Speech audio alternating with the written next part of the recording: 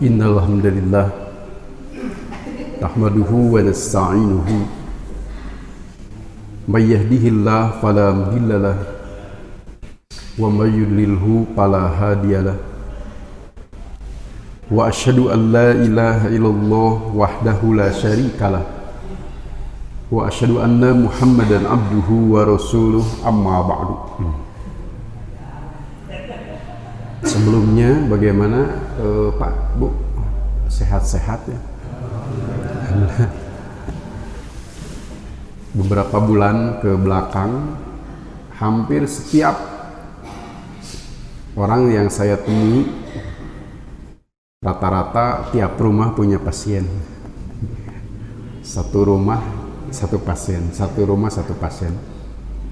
Tapi sekarang alhamdulillah bisyarah, kabar gembira, mudah-mudahan berlanjut kegembiraan ini. Kita segera menuju kepada situasi dan kondisi normal. Bapak Ibu yang dimuliakan Allah Subhanahu wa taala,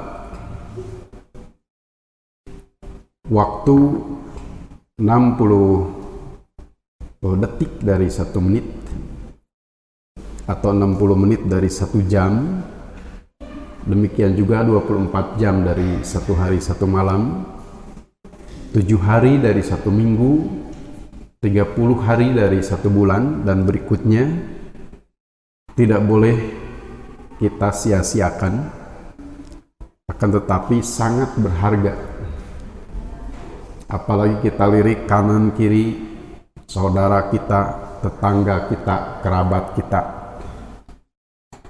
sudah sampai ajal masing-masing, sudah tidak punya kesempatan untuk menambah amal soleh, untuk menambah amal ibadah. Maka kita termasuk yang masih diberi kesempatan tersebut. Sayang jika disia-siakan. Pada kesempatan ini, tema yang dipercayakan saya rasa sangat berat.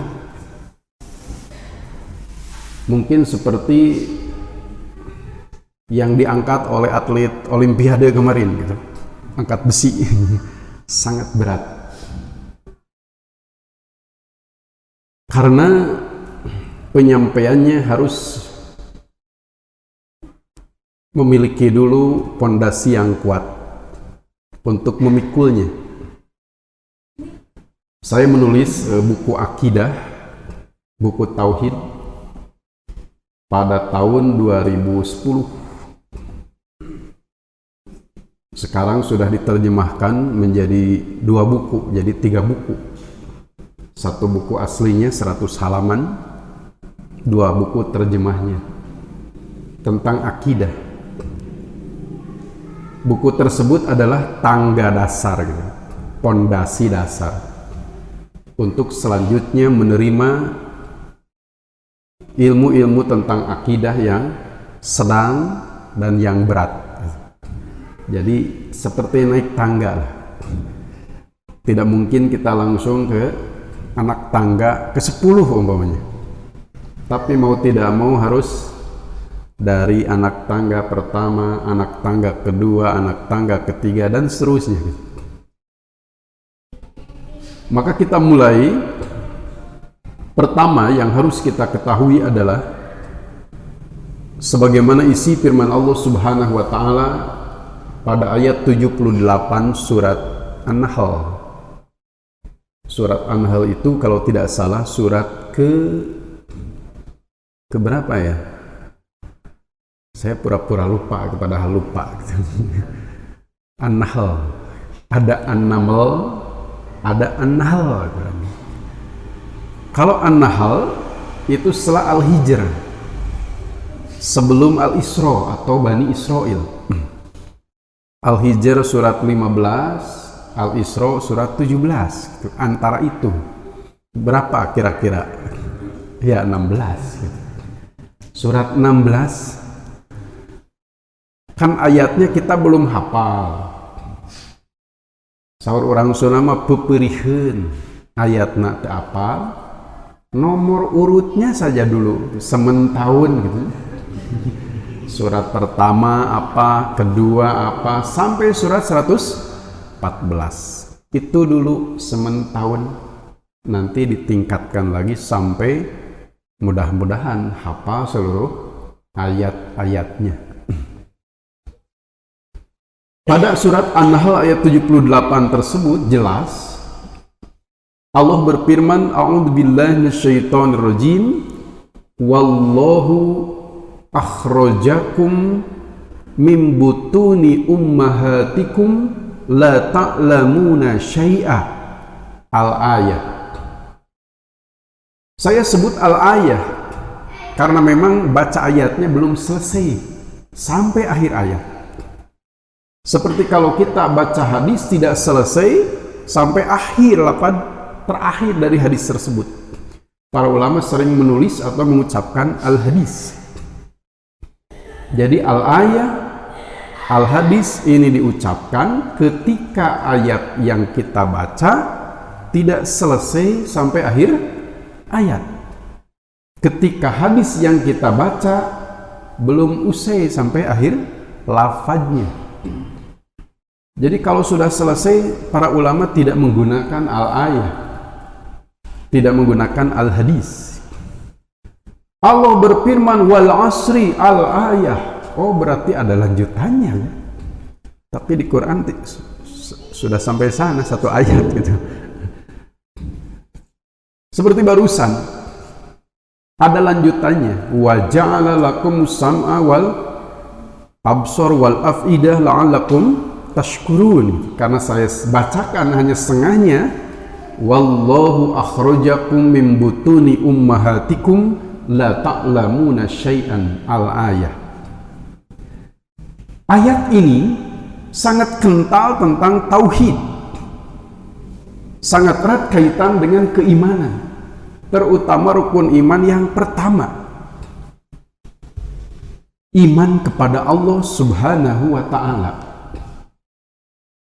Sebenarnya 6 rukun iman yang menjadi pondasi-pondasi akidah Islam keseluruhan, itu yang paling utama ada pada rukun iman yang pertama ini, iman kepada Allah. Menurut buku-buku akidah, iman kepada Allah itu cakupannya ada 4 minimal. Jadi kalau kita beriman kepada Allah berarti yang pertama beriman terhadap adanya Allah. Yang kedua beriman terhadap rububiyah Allah, bahwa Allah pengatur dan pemelihara seluruh makhluk dan seluruh alam. Iman kepada Allah berarti iman terhadap uluhiyah Allah, bahwa seluruh ibadah yang kita kerjakan, baik ibadah badan maupun ibadah harta, termasuk ibadah ucapan, termasuk ibadah hati, itu hanya harus diperuntukkan bagi Allah saja. Dan iman kepada Allah mencakup mengimani nama-nama Allah dan sifat-sifat Allah yang menunjukkan kesempurnaannya. Jadi iman kepada Allah itu cakupannya 4. Makanya menurut hemat saya sendiri, gitu, yang saya pahami, kalau iman kepada Allah, apakah akan beriman kepada malaikat? Pasti. Kalau benar-benar beriman kepada Allah, akan beriman kepada kitab-kitab? Tentu. Kalau benar-benar beriman kepada Allah, akan beriman kepada rasul-rasul? Iya. Kalau benar-benar beriman kepada Allah, akan beriman kepada hari akhir? Tentu. Kalau iman kepada Allah, akan beriman tidak kepada qada dan qadar? Tentu. Sebab yang 5 ini semuanya berhubungan dengan Allah Subhanahu wa Ta'ala, terutama dengan cakupan yang kedua, rububiyah Allah. Kata Allah, wallahu, dan Allah lah, bukan yang lain. Allah akhrajakum, yang telah mengeluarkan kalian Mim butuni ummahatikum, dari perut ibu kalian. Asalnya kalian berada di dalam perut ibu kalian berupa janin, maksudnya di dalam rahim. Kemudian Allah yang mengeluarkan kalian. Jadi paraji bukan yang mengeluarkan kita dari perut ibu kita. Paraji, tahu paraji? Paraji itu naon paraji teh? Inung berang. Apakah ibu-ibu bidan yang mengeluarkan kita dari perut ibu kita? Apakah ibu-ibu perawat? Apakah para dokter? Menurut ayat ini, Allah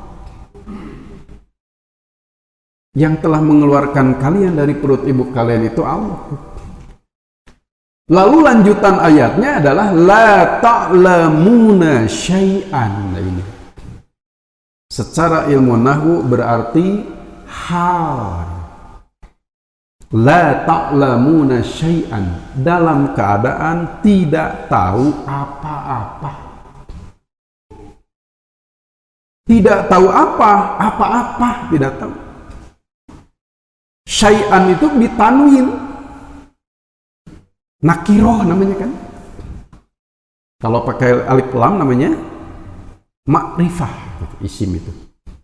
Kalau pakai tanwin nakiroh. Ini makrifah nakiroh. La ta'lamuna syai'an. Bukan la ta'lamuna syai'a pakai alif lam, bukan makrifah. Tetapi la ta'lamuna syai'an nakiroh. Dalam ilmu ushul fikih, kalau isim nakiroh pakai tanwin, sebelumnya ada adat nafi seperti la tadi, la ta'lamuna syai'an, maka berarti umum, litakmim, umum. Apa yang kita tidak ketahui waktu itu? Tidak tahu apa-apa. Apa-apa itu apa? Ya apa-apa. Tidak tahu apapun. Bagaimana sekarang? Apa yang kita ketahui? Banyak hal. Tetapi bila dibandingkan antara yang sudah kita ketahui dengan yang belum kita ketahui, lebih banyak mana kira-kira? Seueur keneh nu tos terang, seueur keneh nu teu acan. Kan? Jangan yang jauh. Maksud ayat-ayat Quran saja. Sudah berapa juz yang kita sudah pahami betul maksudnya? Dari 30 juz coba. 10 juz sudah kita pahami belum? Sudah belum? Berarti tinggal 20 juz kalau sudah 10 juz. Juz amma saja. 1 juz sudah betul-betul kita paham belum? Dari mulai surat An-Naba amma yatasaalun sampai mina jinnati wan nas, sudah paham belum? Juz amma 1 juz. Kalau ini sudah paham berarti tinggal 29 juz. Bukan tinggal ya kalau masih banyak ya. Terus apal atos neme sajuz kantun 28 sanes kantun 28 neme sajuz gitu. Sudah paham belum Pak Bu? Juz amma. Kalau sudah berarti tinggal 29 juz. Kalau sudah itu juga. Kalau belum tinggal berapa juz berarti? 30. Oh, tinggal 30. Tinggal 30 juz berarti yang sudah paham berapa juz? Tuh. Waktu kita dikeluarkan oleh Allah dari perut ibu kita, tidak tahu apa-apa. Ternyata sekarang usia kita berapa puluh tahun sudah tahu apa dari Quran? 1 juz pun yaitu merendah gitu ya. Merendah saja padahal punya. Jadi jelas masih banyak jumlah yang belum kita ketahui daripada yang sudah kita ketahui. Padahal aja kian mendekat. Biasanya ucapan orang ketika berganti bulan, berganti tahun, bangga. Umur saya bertambah, berkurang. Ya tergantung menghitungnya dari mana. Kalau menghitung dari lahir, betul bertambah. Tapi kalau menghitung ke ajal,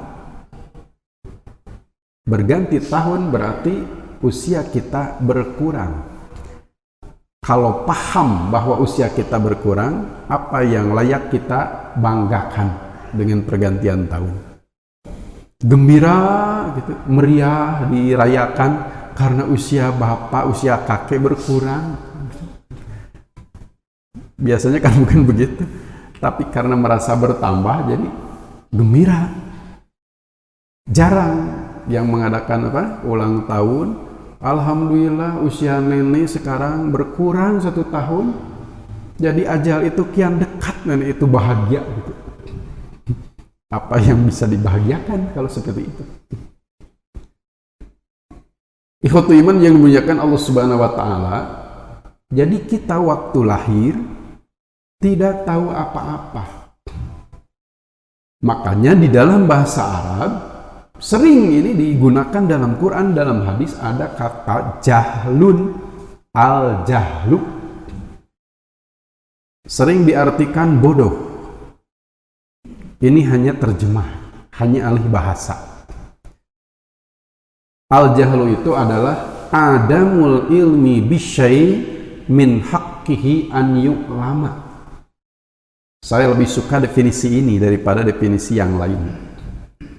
Kebanyakan buku-buku mendefinisikan al-jahlu itu adamul ilmi bisyai, titik, sampai sana. Tidak mengetahui sesuatu. Sebenarnya ini kurang lengkap.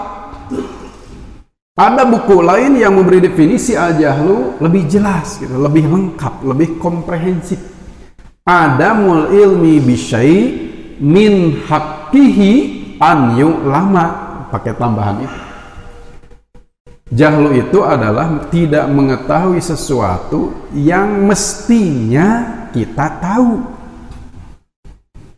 Sekali lagi, tidak mengetahui tentang sesuatu yang seharusnya kita tahu. Kedahna teh terang bab ieu mah, lajeng urang teu terang, baru disebut al-jahlu. Kalau bapak dan ibu bisa tidak mencopet orang? Biasa nyopet ya bu? Kalau kita tidak bisa mencopet, bodoh tidak kita? Tidak. Kenapa? Karena urusan nyopet bukan sesuatu yang mesti kita ketahui. Kalau kita tidak tahu bagaimana cara ruku sesuai contoh Rasulullah SAW, itu jahlun bukan? Cara ruku tidak tahu. Kalau cara ruku mestinya tahu tidak kita sebagai muslim? Tahu mestinya. Kedahna teh terang, lajeng teu terang, baru disebut al-jahlu. Bagaimana cara ruku Rasulullah SAW? Pertama, posisi telapak tangan seperti memegang tulang tempurung lutut. Kal qabidi alaihima, seperti memegang tempurung lutut. Yang kedua, posisi punggung hasoro dohrohu. Para sahabat menyampaikan Rasulullah SAW bila ruku meratakan punggungnya, jadi rata. Apa itu rata? Iya rata. Tidak naik, nanyak, gitu. Tidak mudun, menurun, tidak. Untuk tatari nyulan itu rata. Jadi rata. Dari mana kita tahu kalau ruku kita, punggung kita rata? Paling dirasa-rasa, dirawaskan jigana mah rata atau nepi jigana? Jigana bener. Kan harus ditanya orang lain. yang melihat kita. Ketika kita ruku, ratakah punggung kita? Karena Rasulullah SAW ketika ruku, hasoro dohrohu, beliau meratakan punggungnya. Kemudian bagaimana posisi kepala ketika ruku? Apakah dongak atau tunduk? Kalau dongak ke atas begini kan? Kalau tunduk ke bawah. Bagaimana posisi kepala kita ketika ruku? Pernah ruku, Pak, Bu? Pernah. Barusan juga berapa kali ruku sholat isya. Posisi kepala kita ketika ruku bagaimana? Kalau Rasulullah ketika ruku posisi kepalanya bagaimana? Dongak, tunduk. Kata para sahabat yang melihat sholat beliau, tidak dongak dan tidak tunduk, tetapi baina dalika, antara itu, antara dongak dan tunduk, berarti lurus rata dengan punggung. Jadi punggung dengan kepala itu rata ketika ruku itu. Rasulullah SAW. Berarti cara ruku yang benar itu seperti itu. Kalau kita tidak tahu cara ruku, al-jahlu bukan. Al-jahlu. Tapi kan kita sudah tahu cara ruku ya. Tidak al-jahlu berarti dalam segi ini. Makanya kembali kepada definisi al-jahlu. Al-jahlu itu adalah adamul ilmi bisyai min haqqihi an yu'lama. Tidak mengetahui sesuatu yang mestinya, yang harusnya kita tahu. Baru al-jahlu namanya. Tapi kalau tidak tahu sesuatu yang memang mestinya pun tidak harus tahu, itu bukan jahlu sebenarnya. Kita dikeluarkan oleh Allah dari perut ibu kita dalam keadaan la ta'lamuna syai'an. Maka kalau dikelompokkan, kalau dipetakan, semua yang ada di antara kita, di sekitar kita, itu ada 3 macam kalau dikelompokkan. Yang pertama disebutnya mahsusat. Apa itu mahsusat? Sesuatu yang bisa ditangkap oleh panca indera. Itu mahsusat. Karena terlihat, umpamanya. Tidak terlihat, tapi terdengar. Terlihat tidak, terdengar tidak, tercium. Terasa oleh lidah, alat pengecap, atau teraba. Karena jumlahnya 5 sering disebut panca indera. Yang terdiri dari pertama hassatu sam'i, indera pendengaran. Hassatul basor, indera penglihatan. Hassatul syami, indera penciuman. Hassatul dauk, indera pengecap.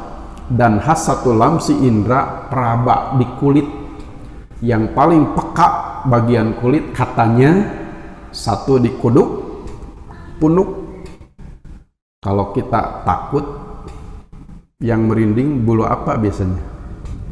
Bulu hidung, bulu mata. Bulu kuduk ini gitu.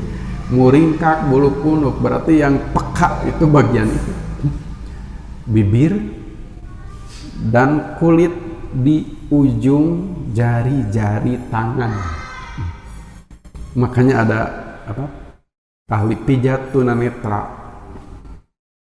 Tidak sambil melihat, tetapi mengandalkan indera perabanya di kulit ujung jari-jari tangan. Ada tidak yang tidak bisa tertangkap panca indera? 1 tambah 1 berapa? 2. Hasil panca indera bukan? Bukan.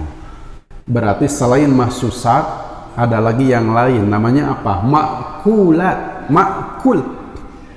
Apa itu makul?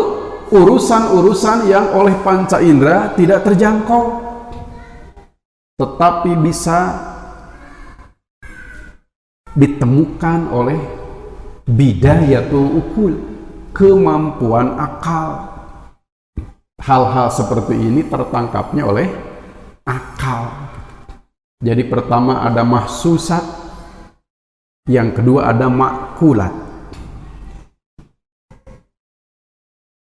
Selain mahsusat dan makulat, ada lagi tidak? Oleh panca indera tidak tertangkap, oleh kemampuan akal tidak terjangkau. Ada tidak yang seperti itu? Ada apa? Magibat atau goib, disebut gaib. Apa itu gaib? Gaib itu adalah sesuatu yang tidak dapat tertangkap oleh panca indera dan tidak bisa dijangkau oleh kemampuan akal.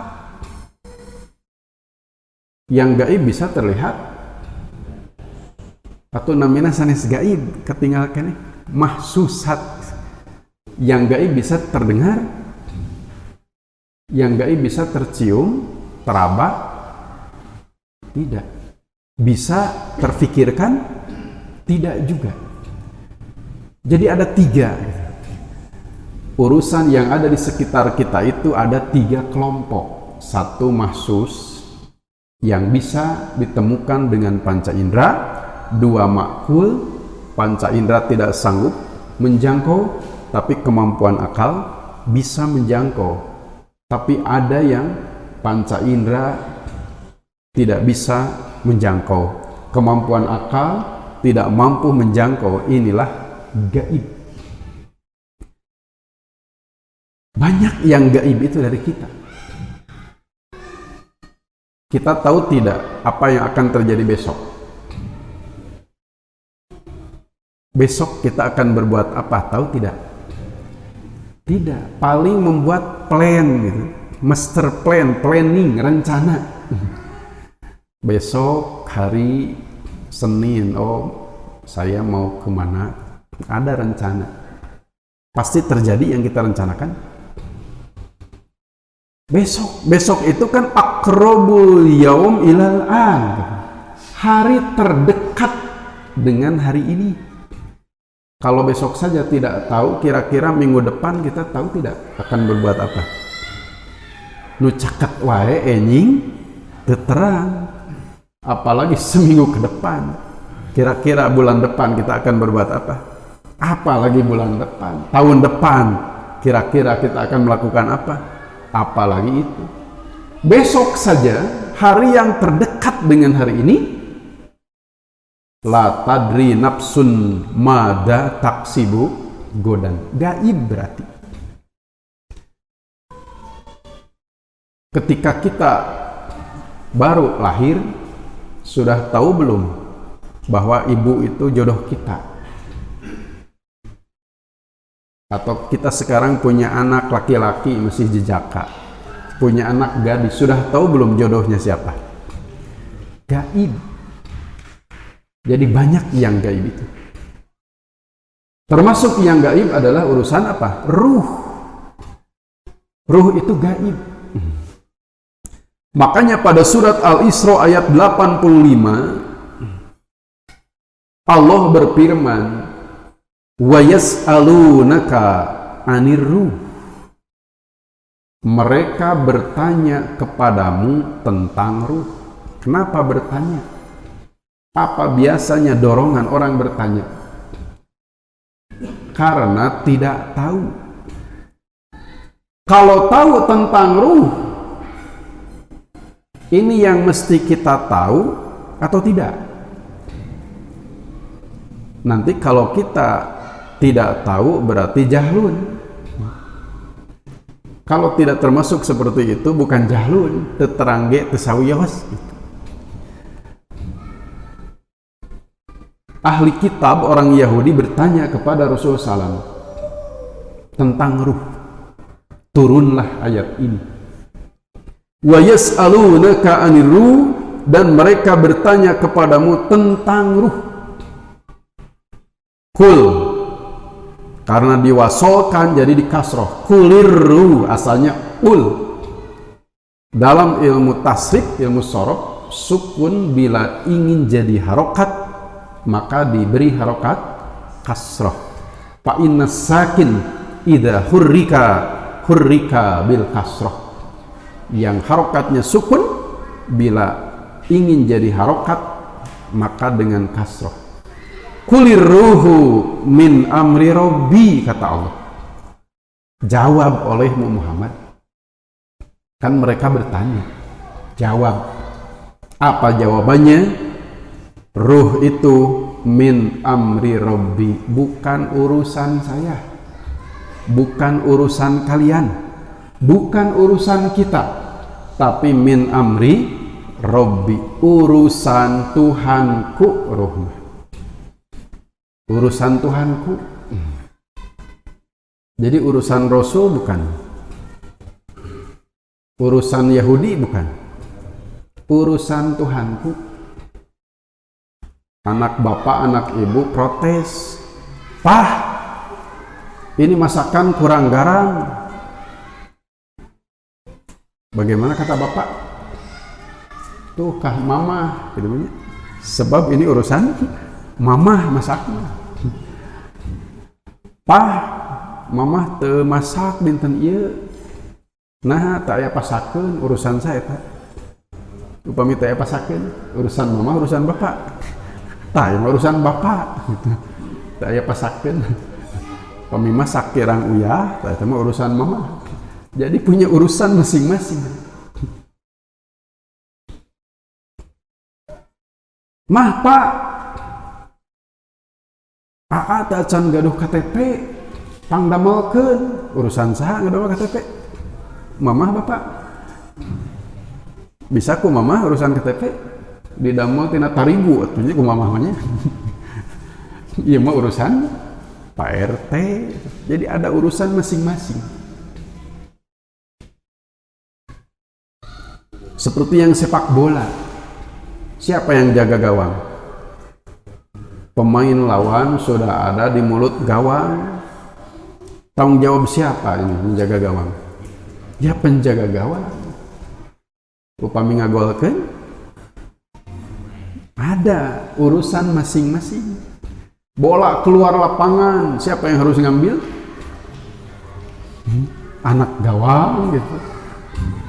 Ada pemain offset, itu kedah niup piriwit saha? Pelatih, penonton. Wasit, itu urusan wasit gitu.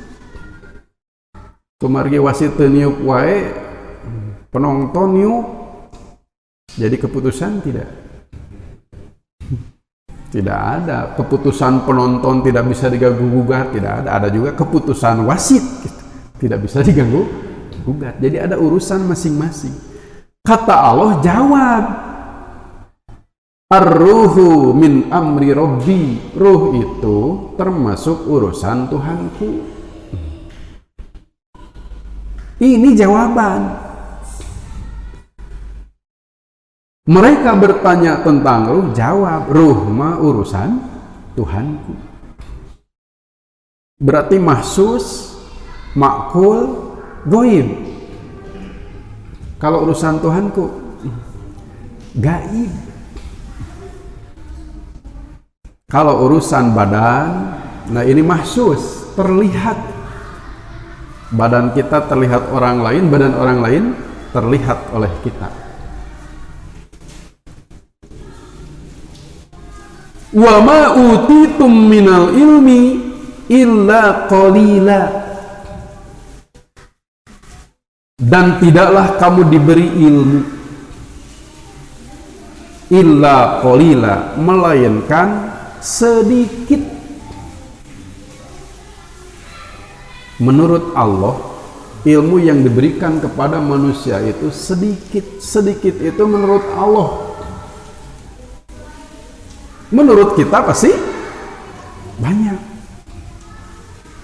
Kalau dibandingkan dengan ilmu Allah, sedikit. Ketika Khidir dibarengi Nabi Musa alaihi salam, kemudian ada seekor burung kecil yang mematuk air laut.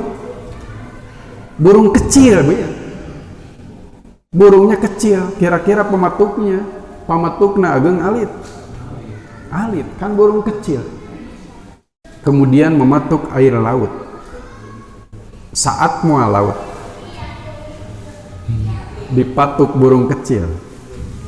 Tidak. Khidir mengatakan, Musa, perbandingan ilmu kita manusia dengan ilmu Allah seperti air yang terpatuk burung kecil itu. Sisanya di laut, itulah ilmu Allah subhanahu wa ta'ala. Hanya yang terpatuk itu. Itu pun bukan ada pada satu orang. Tapi kalau semua orang disatukan, upami sadayana jami dikempalkeun, ilmuna hanya sebanyak yang terpatuk burung kecil itu. Apalagi ilmu satu orang dari kita. Dalam kitab Adabud Dunya Waddin ada percakapan para ulama. Kata yang satu, ayyun nasi a'lamu, adakah orang yang ilmunya lengkap? Adakah orang yang ilmunya serba tahu? Tahu A sampai Z, tahu semua, ada tidak? Maka ulama yang lainnya menjawab, kullun nas, kalau semua orang disatukan. Kalau semua orang disatukan, serba tahu. Bagaimana kalau hanya satu orang, dua orang? Seperti yang tadi, lebih banyak yang belum tahunya daripada yang sudah tahunya. Kalau kita introspeksi diri, Pak Bu, kira-kira ada tidak yang sampai saat ini kita betul-betul tahu bab apa yang kita betul-betul tahu? Terang pisan masalah ini, ada tidak? Bidang apa kira-kira yang kita tahu persis kalau masalah ini? Bisa jadi ada, tapi tergantung dibandingkan dengan siapa. Kalau dibandingkan dengan yang lebih tahu, berbeda dengan dibandingkan dengan yang ilmunya lebih sedikit dari kita. Karena si mata satu bisa jadi paling melihat gitu. Nusocana hiji pang awasna pang ningalna bila berada di lingkungan tunanetra. Tapi kalau di lingkungan yang dua-duanya bisa melihat, paling tidak melihat. Jadi tergantung dibandingkan dengan mana. Wajar kalau Allah mengatakan wa ma utitum minal ilmi illa qalila, dan tidaklah kamu diberi ilmu melainkan sedikit. Jadi sangat tidak pantas kalau orang takabur sombong dengan ilmu. Dengan sedikit saja sombong, apalagi kalau punya ilmunya banyak. Qalila kata Allah, sedikit. Termasuk urusan ruh ini, karena ruh ini min amri robbi, gaib. Dari mana kita tahu tentang urusan gaib? Kalau yang mahsus tahu wajar, kita punya panca indera. Kalau yang makul bisa tahu karena kita punya akal. Akal kita aktif, gitu. Jalan, apalagi encer. Tapi kalau urusan gaib kan bukan dengan panca indera, bukan dengan akal. Dari mana kita tahu tentang sesuatu yang gaib? Wa innama yu'lamu bi khabaril anbiya alaihimussalam. Imam Ar-Raghib dalam bukunya mengatakan wa innama itu dalam ilmu balaghah disebutnya adat hasr, adat qasr, membatasi. Wa innama, dan hanyalah yu'lamu, dapat diketahui sesuatu yang gaib itu bi khabaril anbiya alaihimussalam, berdasarkan berita yang dibawa oleh para nabi. Harus berdasarkan wahyu, harus berdasarkan ayat Quran. Kalau tidak, harus berdasarkan hadis yang sahih. Baru urusan gaib jadi keyakinan kita. Kalau memang ada dari ayat Quran yang menjelaskannya, maka kita percayai. Ada tidak di dalam Al-Quran bahwa di bumi ini ada hantu, di dunia ini ada juri? Ada tidak? Di surat apa, ayat berapa?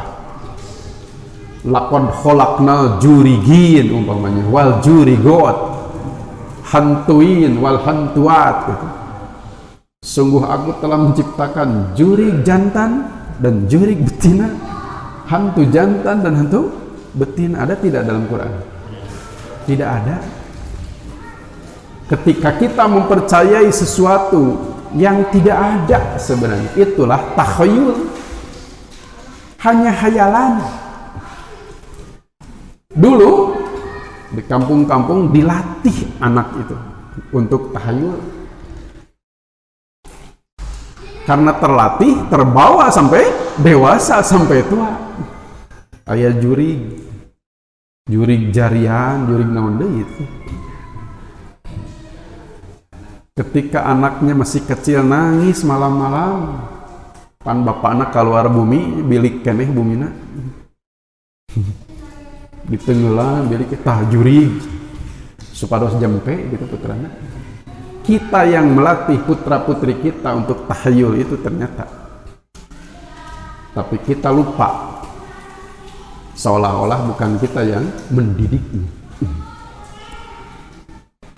Dalam ayat Quran tidak ditemukan, ada dalam hadis.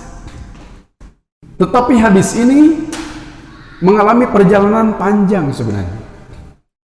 Ketika Rasulullah SAW dan para sahabat yang masih hidup, yang mengisi agama Islam ini, tidak ada hadis palsu itu. Orang-orang masih terjamin kejujurannya. Ketika para sahabat masih ada, Rasulullah SAW wafat, masih terpelihara juga. Ketika para tabi'in, mulai fitnah mulai menyusup ke dalam tubuh umat Islam, sehingga saur tukang dongeng mah gancangna carita, bermunculan hadis-hadis palsu untuk kepentingan sendiri-sendiri. Banyak kepentingannya. Ada hadis palsu yang dibuat oleh musuh Islam untuk menyudutkan dan menjelekkan ajaran Islam. Ada hadis palsu yang dibuat oleh orang-orang yang semangat dalam agama, tapi tidak ditunjang oleh pengetahuan agama yang mumpuni. Melihat orang-orang yang dibaca yang lain, aya rajin maca nu sanes-sanes padahal mah Quran. Lalu dibuatlah hadis-hadis palsu tentang keutamaan membaca surat-surat Al-Quran, tapi buatan orang tersebut sebenarnya. Barang siapa baca Al-Baqarah, keutamaannya ini. Barang siapa baca Al-Imran sampai Anas, apa tujuannya? Bagus tujuannya, supaya orang-orang bukan gemar membaca yang lain, tapi membaca Quran, tapi caranya yang kurang bagus. Jadi yang harus bagus itu cara atau tujuan? Tujuan saya, cara teu saya, bagaimana jadinya? Cara saya, tujuan awon, bagaimana jadinya? Tujuan awon, cara awon, bagaimana jadinya? Jadi yang paling layak diwujudkan adalah tujuan bagus, cara pun bagus. Kenapa harus membuat hadis-hadis palsu? Hadis yang sahih saja banyak sebenarnya. Tapi yang tadi, semangat dalam agamanya begitu hebat, tapi tidak ditunjang dengan pengetahuan agama yang mumpuni. Apa akhirnya? Dibuat hadis-hadis palsu, tapi demi kebaikan. Ada juga hadis-hadis palsu yang dibuat untuk mencari nafkah. Ada itu. Ada juga yang ingin tenar. Kalau sekarang ingin di medsosnya banyak yang like umpamanya. Banyak yang di medsosnya banyak yang follow. Qasdus syuhrah, ingin terkenal. Kalau menyampaikan hadis-hadis sahih, orang tidak aneh gitu. Tapi hadis-hadis yang hebat-hebat jadi tenar nih. Banyak tujuan dan kepentingan, bahkan ada yang dengan tujuan politik. Tujuannya supaya memperkokoh madhab, ada juga. Para ulama khawatir kalau ini dibiarkan, maka mereka mulai menyusun kaidah-kaidah supaya umat bisa tahu, bisa memilah dan memilih ini palsu, ini masih original. Seperti ketika uang palsu beredar di masyarakat gitu. Ada pihak yang merasa khawatir sehingga membuat apa? Alat. Dengan alat ini bisa dibedakan mana uang yang palsu, mana yang asli. Alat tidak punya, ada apa? 3DD3 itu. 3DD3 di apa? Dilihat, diraba, diterawang. Untuk apa? Membedakan ini palsu, ini asli. Ada uang palsu pecahan 2000 Pak Bu, atau palsu 2000-an itu ya mual. Capek-capek ngedama artos palsu dengan 2000 pasti uang yang pecahan besar-besar gitu. Para ulama khawatir, takut tercampur hadis yang memang sabda Rasulullah SAW sebenarnya, perbuatan Rasulullah SAW sebenarnya, persetujuan Rasulullah SAW sebenarnya, takut tercampur dengan buatan orang-orang yang berkepentingan tadi. Dibuatlah kaidah-kaidah, tentu mengalami tahapan-tahapan. Mula-mula kaidahnya belum matang, belum lengkap, lalu menjadi lengkap, lalu dibukukan. Itulah yang disebut ilmu hadis, ilmu mustalah hadis, ilmu usulul hadis. Kaidah-kaidah supaya bisa terbedakan kalau hadis ini secara zon, secara husnudon masih asli, betul sabda Rasul, betul ini yang disabdakan Rasul. Kalau hadis ini disangsikan, kenapa? Karena penyampainya ada yang kurang jujur umpamanya, atau hafalannya tidak kuat, pelupa, mendengar putih lalu disampaikan jadi abu-abu umpamanya. Makanya para penyampai hadis diharuskan dua. Pertama jujur, yang kedua mempunyai hafalan yang sangat kuat. Supaya apa? Supaya yang mereka sampaikan itu tidak berbeda dengan yang mereka terima, utuh. Jadi urusan gaib harus berdasarkan wahyu. Baik wahyu matlu yang dibacakan, yaitu ayat-ayat Quran yang terdiri dari 30 juz, 114 surat, jumlah ayatnya masih perbedaan pendapat. Saya pernah menghitung sendiri dulu berapa jumlah ayat Quran itu. Waktu itu kalkulator saya tidak mampu, sudah 6.000 ke sana, error gitu. Coba lagi, error lagi. Duka kalkulator, nanu error teh duka anu nganggeuna. Makanya wajar sampai saat ini ada perbedaan pendapat. Entah sekarang sudah ada yang bisa memastikan belum jumlah ayat Quran itu secara pasti berapa. Kalau kita tidak tahu jumlah ayat Quran, jahlun bukan. Jumlah ayat Quran sabaraha terang itu jahlun bukan. Bukannya, bukan lah, depan orang tetarerang. Terang sadayana tuh. Atau wahyu yang tidak dibacakan apa? Hadis ini, sunnah ini. Termasuk urusan ruh. Ketika kita belum lahir, masih berupa mula-mula itu apa? Nutfah kan? Sperma, air mani, nutfah. Lalu menjadi alaqah. Lalu menjadi mudghah. Setelah berusia berapa hari? 100 berapa hari? Baru ditiupkan ruh. Tidak dari awal, tapi setelah berapa bulan berarti? Berapa bulan? Bagi 30 hari baru ditiupkan ruh. Berarti posisi ruh pertama ada di mana? Di dalam perut ibu. Ketika kita masih di dalam perut ibu, kemudian lahir kita. Yang dilahirkan ibu itu jasad atau ruh? Dua-duanya kalau masih hidup.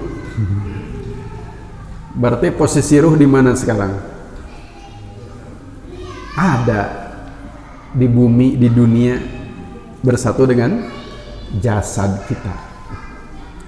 Lalu kita wafat. Apa itu wafat? Wafat terjadi jika ruh dan jasad cerai, gitu. Ya cerai. Bertengkar apa itu?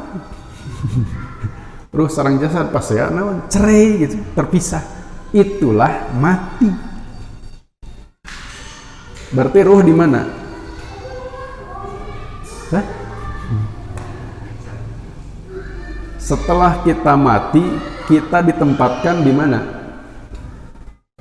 Di kuburan, di alam kubur. Sama tidak kuburan dengan alam kubur? Beda. Di kuburan mah yang digali oleh saudara-saudara kita, itu kuburan. Kalau alam kubur di mana? Bisa ditangkap oleh panca indera. Alam kubur di mana? Bisa dijangkau oleh kemampuan akal. Alam kubur di mana? Tidak.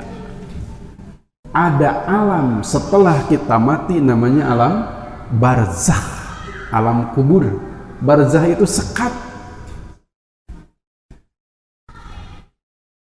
Di sanalah adanya ruh.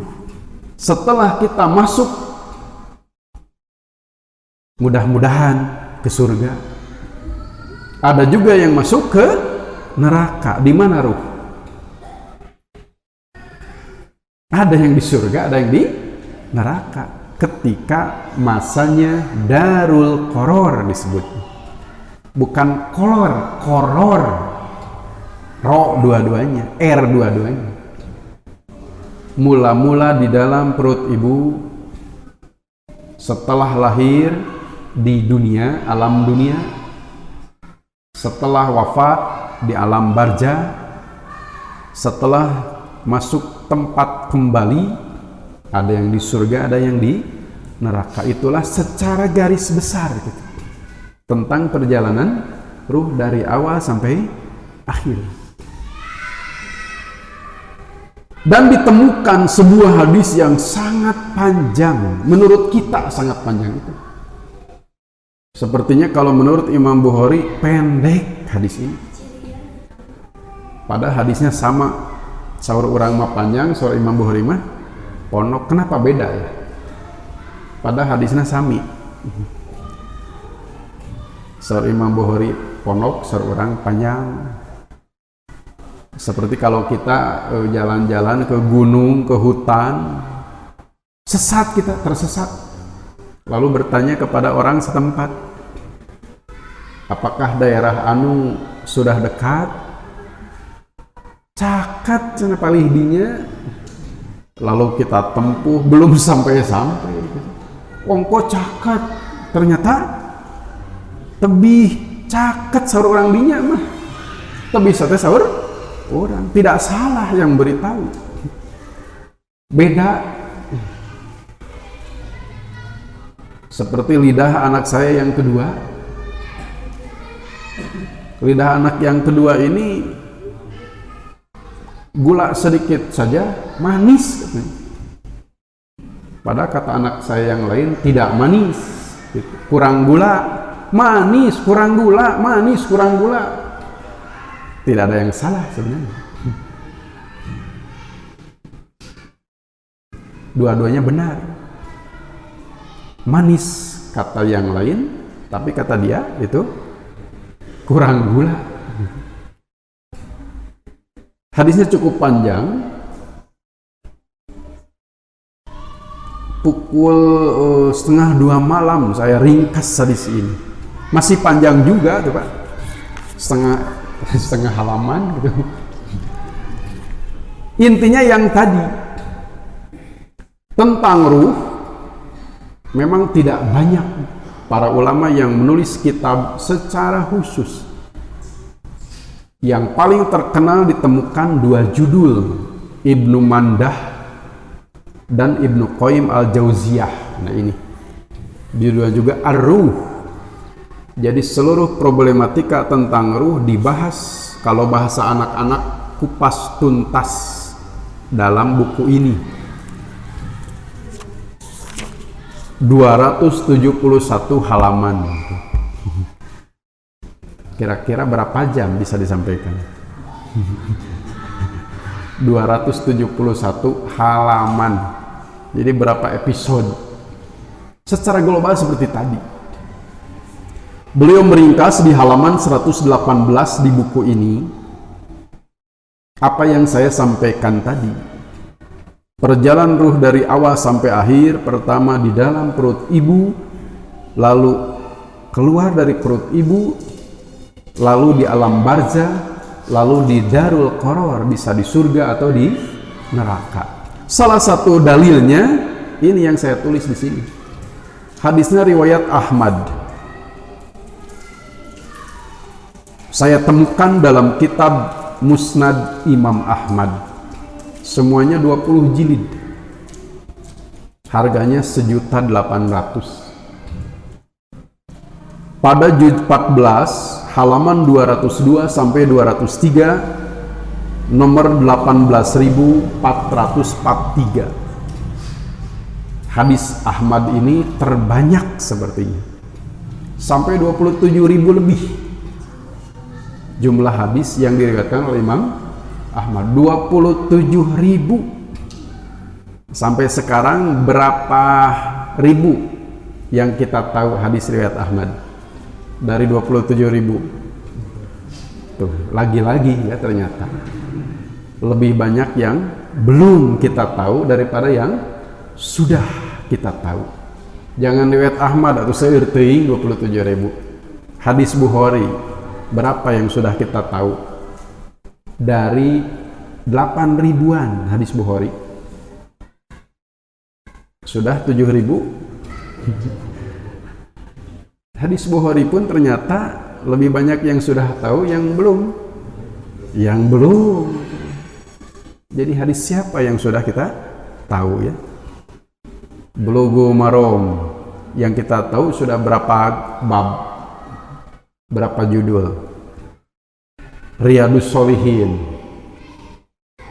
seueur nu tos terang, seueur nu teu acan. Riyadus Shalihin teu acan sadayana. Ternyata masih banyak yang belum kita ketahui.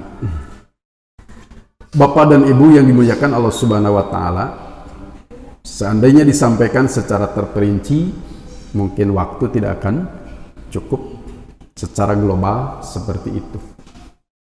Karena memang urusan-urusan seperti ini, seperti yang saya sampaikan di muqaddimah, di pemuda kita tadarus tentang akidah ini, dan memang memerlukan tangga yang kokoh gitu. untuk bisa sampai ke tahap yang tinggi, tahap berikutnya.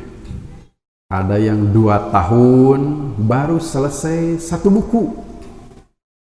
Semuanya kan 3 buku. Belum sampai kepada yang berat-berat gitu. Secara bertahap, sedikit demi sedikit harus dikokohkan dulu kuda-kudanya, pondasi-pondasinya. Berikutnya kita membahas apa yang berat-berat seperti tadi. Itu saja yang bisa disampaikan. Mudah-mudahan pada kesempatan lain bisa kita sambung, atau oleh orang yang lain bisa disambung materi ini. Jadi saya hanya baru bisa menyampaikan 3 anak tangga dulu mungkin. Anak tangga pertama, kedua, dan ketiga. Sebab memang perlu kajian yang rutin, terus-menerus, dan fokus tentang masalah tersebut. Kalau akidah, gitu. Kalau akhlak, gitu. Kalau muamalah, supaya lebih terarah. Dan itu yang kita galakan 14 tahun ke belakang sampai sekarang. Mulai diarahkan supaya betul-betul yang di tadarus itu tidak ada yang terlewat. Walaupun secara kenyataan ada saja yang terlewat, sudah diusahakan, diupayakan juga. Mohon maaf atas kekurangannya dan kealfaannya. Aqulu qouli hada wa astaghfirullaha li wa lakum. Wassalamualaikum warahmatullahi wabarakatuh.